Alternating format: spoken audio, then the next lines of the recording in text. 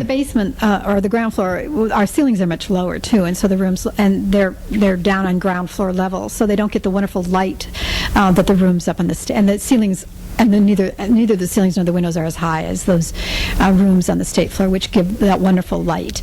And I see a lot of the portraits down here, Native Americans, different. One looks like a chief, at least. They were chiefs of their nations. They're primarily from the West and the Midwest, but these particular chiefs actually came here to Washington and were received by President Monroe in 1817. And each of them is wearing a peace medal with the image of Monroe that they were presented at that time. And there's a wonderful account of their visit and the exchange of gifts and so forth with President Monroe. What does that sign say from here? What does that say? That books can be checked out through the Office of the Curator. Is that what that says? Yes. As we get up closer, all books ought to be checked out from the Office of the Curator. That's you. Correct. After 6 p.m., please contact Usher's office. Who is that for? I mean, it's certainly not Mr. Clinton or Ms. Well, Clinton. we like to know that people take books out because it is a library that's cataloged, like any library, organized. We're going to put all of this on computer soon and have a nice computerized index to all these books. There is a card catalog in the window, so people can look for specific books. Or as if Ms. Clinton comes down here this evening, she wants a book, she signs it out. Well, she lets us know, or lets the usher's office know that she's taken it. Yeah, see, there's something, folks, that nobody else knows, and we give you a little insight into this thing. Okay, and some of the books, I'm just looking at the Crowded Years and Robert Dale Owen, a biography, and what else? The wonderful Dumas Malone. You said Dumas Malone? Dumas Malone's books, his classic studies of Jefferson, papers of Abraham Lincoln, Woodrow Wilson, all the really classic studies of the presidency. And we're going to be, in the next year, getting ready for the year 2000, we're going to be adding new biographies of the presidents that have been done since these books were selected in the 1960s. Sure.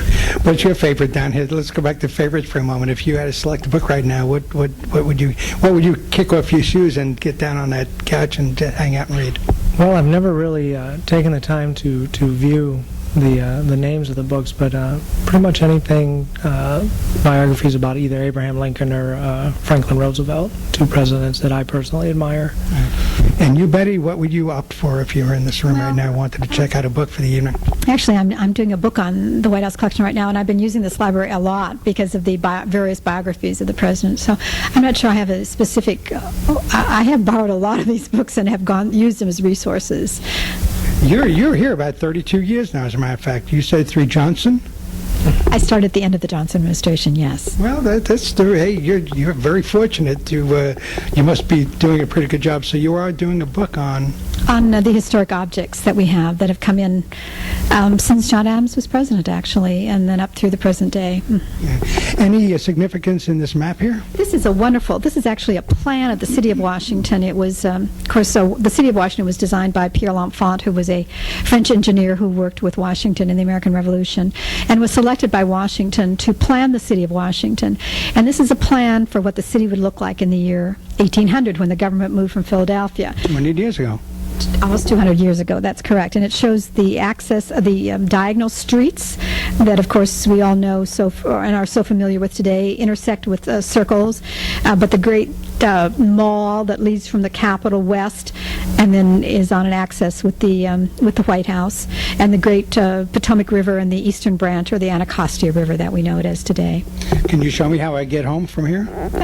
Depending on where you're going. I have no idea what I came out. They gave me the main routes, but they didn't tell me about all these little deals here. 495. It's going to take me forever. So, but I have time till tomorrow morning to get the car back. So, Jeff, you just pointed at Jeff. I'm sorry. Go. I'm sorry. Oh. Hey. I just wanted to point out a few things in the room. One is a little likeness, a wax miniature of James Hoban, the architect of the White House, who Jeff said was an Irish immigrant. And then below it is the earliest printed image of the White House, just the bare block of the house before the porticos were built on the north and south in the 1820s and before the wings were built in the 20th century. So it shows the house as it would have looked when Adams was here and also when Jefferson, Madison, Monroe were president. I see the swords there. What is gifts or?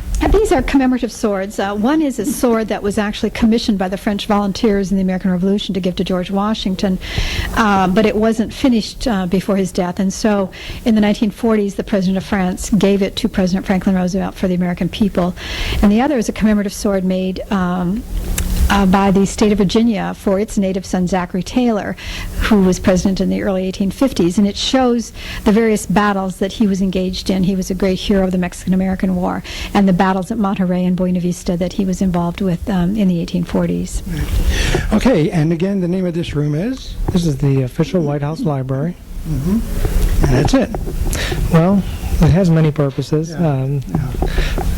Jimmy Carter used to give some of his famous fireside cardigan chats here in front of the fireplace, and Larry King interviewed President Clinton here in front of the fireplace for Larry King Live. This is Duncan Fife furniture. I'd like to point out this chandelier. It's a beautiful chandelier made of painted wood and cut glass, originally for candles. It's been converted to electricity, and once belonged to the family of James Fenimore Cooper, who was the first American author to gain international notoriety. Again, coming back to the darkness, the colors are darker than I see in it. The fireplace is a dark wood rather than a white marble. So there's a dark. It's is it for feel? I mean, there you see what I mean about the darkness in the room. Perhaps it's for a reading room, it's a little more cozy, shall we say, as cozy as White House rooms can be. And I think the books with their lend a little bit of a dark color as well to the room. But I think it's one of the warmest rooms in the house. Do you get to speak to the first ladies? I mean, you've been with a lot of first ladies coming, or a few of them anyway. Do you get to speak to them? Do they talk about their personal feelings for the building, for their home? Are they homesick? Do they come here and say, well, it's kind of, what are the ups and downs for the any ups and downs here? I think the first ladies or presidents can speak to that. I think each family does make this house a home. I don't think anybody quite knows what to expect when they move in here, and I think certainly the lack of privacy, I would think, would be a major something that they would have to deal with when they come to the office. But I think that they grow to love the house. I've heard Mrs. Clinton many times give interviews and speak to groups about the house and what it has meant to her and the many objects. She's been very active in the Committee for the Preservation of the White House and feels a real responsibility for what she does as First Lady here in the House. Right. Security in the building. You have 4,000 to 6,000 people coming in a day into this building. Of course, we had the unfortunate woman that had you had that in the blue room. What about security overall, without giving away any secrets, or what? You have a lot of people coming through here. Well, at any given time, 24 hours a day here at the White House, you can expect that there's between 200 and 225 Secret Service running around. Mm-hmm. Unfortunately, we do have accidents that happen, but that's why we're here.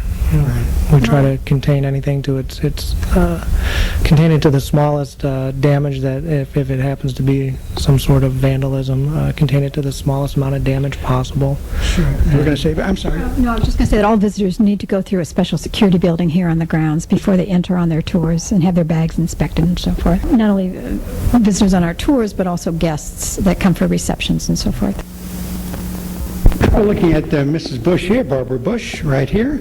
And two things I want to look at as we go through it. Some great sculpture there. Can we take a look at that? Yes, and I might just point out Mrs. Bush's portrait, which is the most recent portrait of a First Lady that we have. And you can, she's seated in a chair with a little portrait nearby framed of her dog, Millie. And the artist told us that Mrs. Bush very much wanted to have Millie in her lap, being much more of a focal point to the painting. But the artist convinced her that perhaps just to have a portrait of him with her rather than be very dominant in the painting. Oh, I see. Oh, I'm just a little portrait of that little picture Of her dog, Millie. And Socks is the cat here. Is Socks around anywhere? Socks is always here, yes. I don't know where he is at the moment, or she. I can't remember if it's a he or she. I can never get that straight. So Socks is not necessary. Murphy Brown didn't wind up with in the back. What about Murphy Brown? Let's get this. Murphy Brown. You don't want to get into Murphy Brown's case. That's been a long time ago, I think. Okay, I know that she made. Okay, now these are the boys are out heading for town. They got paid on the cattle drive, and this is a beautiful sculpture of 4 Western types shooting off their guns. And where are they heading for? Heading for Dodge City for the weekend with their $1.50. It's entitled "Coming Through the Rye" by Frederick Remington. One of a few of the Remington works that we have here at the White House. Very beautiful bronze. On horseback. Correct. And then to the right we have Meat for the Wild Men by Russell, and another beautiful bronze sculpture. The title again is Meat for the Wild Men. Describe that. Now they're crossbow and they're Indian. They're not crossbow but bow and arrow, and they are doing what? Shows American Indians and a herd of buffalo, and it looks like they're attempting to slay them, so they will have their dinner. Would that be considered today politically incorrect, or if somebody did that today? I'm not sure if buffalo are wild men protected, but it was the sign of the times. It was a needed process, and.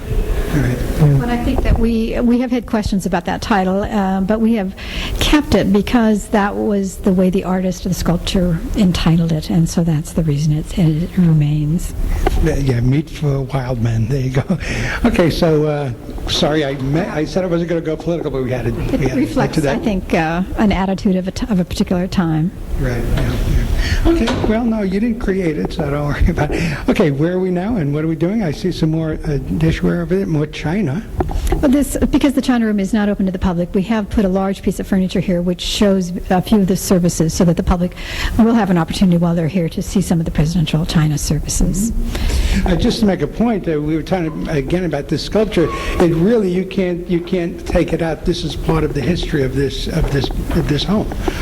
This sculpture is part of this as a gift. Everything you've seen today and that we've talked about in any of these rooms are all part of the permanent collection of the White House, and they belong to the American public and to the American people, and will stay here administration through administration. Right. And people still are very generous to give us historic objects or important paintings, and they remain the property of the U.S. government. It's our history.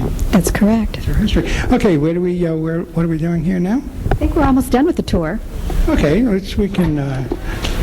We're coming through at the door. We're exiting the way the public actually enters the house. Okay, and some more over here. Is that Calvin Coolidge?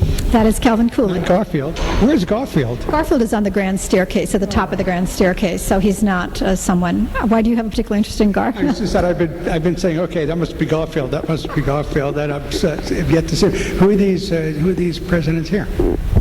President Grover Cleveland, who was president twice in 2 non-consecutive terms in the 1880s and 1890s. Calvin Coolidge from the 1920s. Millard Fillmore, who succeeded to the vice presidency on the death of Zachary Taylor in the 1850s, and then later in the 19th century, the president who succeeded Garfield is Chester Arthur, a very debonair New Yorker who was vice president and then president in 1881 when Garfield died. Okay, so Jimmy Carter can turn around now and run again. I mean, once you're out, are you out? I mean, how does that work? What happens there? You said he was twice president. At this date, you can only serve 2 terms as president. It doesn't have to be consecutive terms, but you are limited to 8 years. Prior to Franklin Roosevelt, there wasn't a limit, which is why Roosevelt started his 3rd term, made it halfway, or 4th term, and made it halfway through before his death. But these days, 2 terms, that's it. Okay, so Reagan couldn't be president again. He's had the 2 terms, but Bush would be Bush could almost find his way back here. Yes, there is a constitutional amendment now limiting, as Jeff said, the presidency to 2 terms, 2 4-year terms. I always got the impression with Franklin Roosevelt, because his cousin, or was it his cousin, Theodore Roosevelt, said he will not be drafted for another term, he won't serve another one, and he always felt like, well, he shouldn't have done that, but once he said he had to. It's almost like Franklin Roosevelt wasn't going to make the same mistake. He was going to keep on running until it was over. Of course, Franklin Roosevelt was a president during the Depression and then during World War II, but Theodore Roosevelt did leave the presidency and ran again in 1912 and lost. So he came back. Well, he tried to come back, but Wilson was elected. Woodrow Wilson was elected. We are about to, I just got the word because we've had 2 hours here. We're set for 2 hours and we're running on 2 hours now. We are about to finish up in just a few more moments, and we're looking at some pictures over here, some photographs. Let's first, I guess we'll do the Oval Office first. Well, I thought you might be interested in many visitors. Of course, they do not go to the Oval Office, and so we have put an exhibit here to show photographs of the way the president uses the office and then how it has looked during various other administrations. The Oval Office is perhaps the most important room here in the White House. It's known to most Americans and people abroad as well. And these photographs depict all the various events and occasions when the president meets heads of state or various other people in the Oval Office. The Lincoln bedroom, is it used? Is it a used room? I hear the bed's not that comfortable. What about it? That I don't know, but it is used quite often for overnight guests. We do here at the White House, the usher's office will assign them a room. There are 11 bedrooms. That's just one of them. Also, the Queen's bedroom is often used. What haven't we seen today that we wish we had? Describe some of the rooms that we didn't get to see. And I know the Oval Office because the president is here, and the Rose Garden, so on and so forth. But what didn't we get to see today? Well, I think the West Wing, perhaps, for the Cabinet Room, the Roosevelt Room, the Oval Office, and then, of course, all the family quarters and guest rooms on the family areas. We did not see the service areas, the kitchens, the flower shop, the behind-the-scenes rooms, nor the working offices of the staff, which are numerable. I'm looking at the Thinker out there. Is that a modified Thinker? Is that? This is a Rodin piece of sculpture. Mrs. Clinton has started in 1993 doing a series of outdoor sculpture exhibitions, and this exhibition shows the influence of the French sculptor Auguste Rodin on American sculptures of the 20th century, and this will be up through the summer and into the fall. And then we'll have another exhibition. Right. I'm looking at now, is that the part of the presidential entourage now? That's part of the motorcade. Everywhere the president goes, there's a series of vehicles that will follow, depending on what he's going to do. We always have the White House Communication Agency, which is the large vans you see out there. They will tape all movements, videotape as well as record. And then you'll also have press vehicles in the motorcade, and of course Secret Service all about. Speaking of Secret Service, and of course, going back to Kennedy, because he was, Reagan was shot at, but fortunately lived. James Brady was hurt rather badly. But what did we learn? Do you learn each time something like that happens, or what do you learn by it when things go wrong? Well, I'm not the official spokesperson for the Secret Service, but everything is a learning experience. We have a whole team of individuals that try to think or dream up of any type of anything that could happen to the president, and it doesn't have to be an attack by another individual. It could be the president slipping and falling like he did at Greg Norman's house, and we have to react to things like that. So for everything that we think of, unfortunately, there's somebody else coming up with a new idea, so we do our best to prepare for that. Sure. I'm looking at architectural changes in the president's house, president being the, I know that portico, not portico, but that terrace, that's something fairly, well, no, a balcony was added. President Truman added on the south side of the house to the south portico a porch or a balcony, which many families have used to have dinner, to have lunch, to sit out on a beautiful spring or summer evening, or entertain friends as well. But that was done in 1946. What would you like to say about the building? You've been here. You've not lived in here, as you said. But what are your feelings about the building and coming to work? I mean, you get up and you head out to work. Not very many people on this planet are getting to do what you do on a daily basis. What are your feelings coming to work here? Do you still get sort of a tingle out of it? Do you still enjoy it? Is it kind of jaded for you now? I enjoy the history that's constantly being made in the building. I think that's what makes the White House very unusual. It's not just a museum, and it's not just an historic building in which history happened a long time ago. It changes and evolves, and there are always interesting things going on and interesting people that one is able to meet, and to feel that you're living through a period of history, I think provides a real wonderful way to work, place to work. Do you see things new all the time? Have you seen it all now? Have you seen everything in this building? Not everything, but in the house itself, I think I have been in every single space, although I was recently in a space I'd never been in before, in sort of a mezzanine level. But yes, I know the building very well. Tell us something that the public doesn't know. I mean, your favorite unknown fact here at the White House. I don't think the public really knows the commitment of the staff who works here, not only the Secret Service and the First Ladies and President's staff, but also the people the domestic staff who takes care of the house and runs the house, the cleaning people, the butlers, the chefs, the maids. Many of those people have worked here for many, many, many years through many administrations, and some presidents have said they really make this place a home, and I think that is something that perhaps a lot of people aren't aware of. Jeff, where do you go from here? I mean, after you've been in Secret Service at the White House, where do you go from there? Well, maybe I'll retire in Florida. I've still got 15 years to go. Like I said, I enjoy this. Probably the thing that's amazed me the most is what can be done here at the house.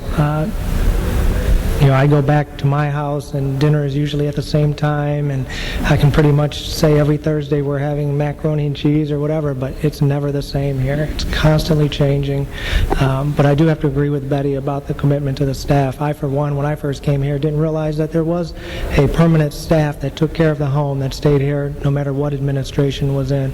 Unfortunately, we just lost one of those individuals, John Muffler, who was in the home since 52 or After World War II, yes, right. 2 months' time. He took care of all the clocks and wound the antique clocks and so forth, and he just died about a month and a half ago. He takes care of the clocks. Is that what happens in the curator's outer office there, that clock that won't work anymore? No, that is in another area of the White House. I think that the General Services Administration takes care of. Yeah. We'll have to get them to fix that clock. Yeah. Okay, so anything to add? What would you like to say here at this point? Are you a 24-hour type guy? I mean, you're always available, or? Always available. Normal work week is 6 days a week, 14 to 18 hours a day. I was here all weekend with the NATO events going on, so I think that's why it's gone by so fast. I think Betty is getting a little. I see you flexing there. You time to sit down. Okay, so now we're going to give the phone numbers again and times. And again, you did say there are tours for the visually impaired, and give us the times again and when you open. I guess 360. No, you're not 365 days a year. You're not. Are you? Not 365 days. We're open every Tuesday through Saturday unless there's an event here at the White House.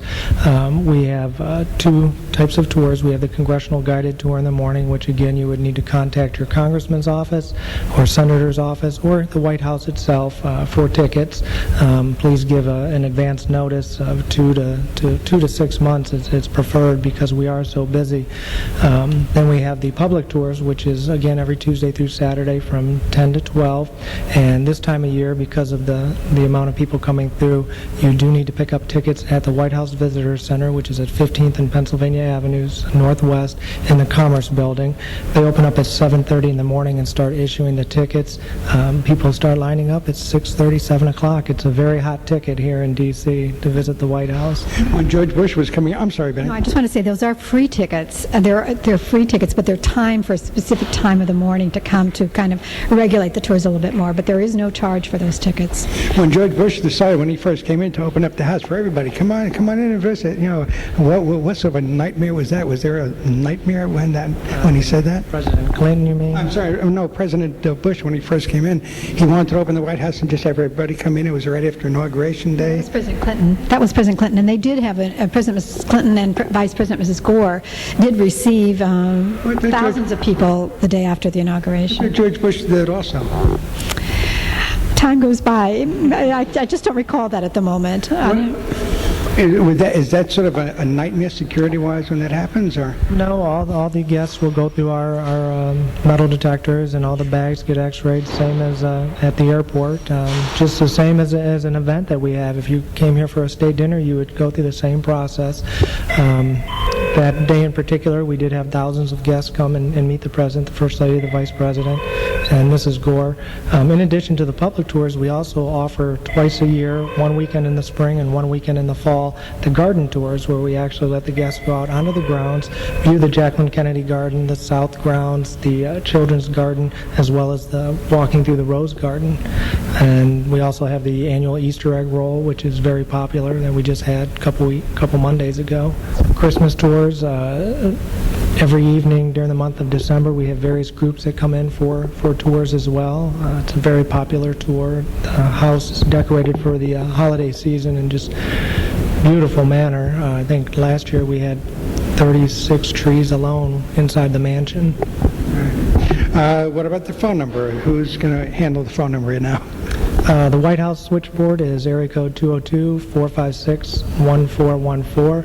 The visitor's office for group tours or family tours would be area code 202-456-2322. Anything to close with? No, we just would welcome visitors and hope they've enjoyed the tour today. Okay. Give us that White House prayer. One more. Who did it the last time? You both did. You know it offhand by heart? It actually, I don't particularly call it a prayer, but it is a statement, an inspired statement that John Adams wrote when he first came here. His wife, as Jeff said, did not live in the White House. She didn't come for 2 weeks later. So he wrote her with his hopes and inspirations for what would be, what kind of people would live here in the house and what kind of presidents we would have. And how did it go? I pray heaven to bestow the best of blessings on this house and all that shall hereafter inhabit it. May none but honest and wise men ever rule under this roof. Thank you, Jeff Bowman. Welcome. Thank you. Thank you, Betty Monkman. You're welcome. Enjoyed having you. Thank you. Before closing this edition of Visions, I want to thank Ann McCoy of the White House for her help at the beginning of my quest to visit the White House. And I also want to thank once again Sharon Solomon, Director of the Equal Employment Opportunity Department, for her invaluable assistance in setting up this tour. And of course, I want to thank you, Shirley. I also want to thank the legal departments of the White House for helping expedite the arrangements in setting up the tour. And of course, I want to thank you for tuning in today. Until next time for Visions, a series of visits to almost everywhere, I'm your host and fellow traveler, Herb Malsman. Thanks for tuning in. Goodbye.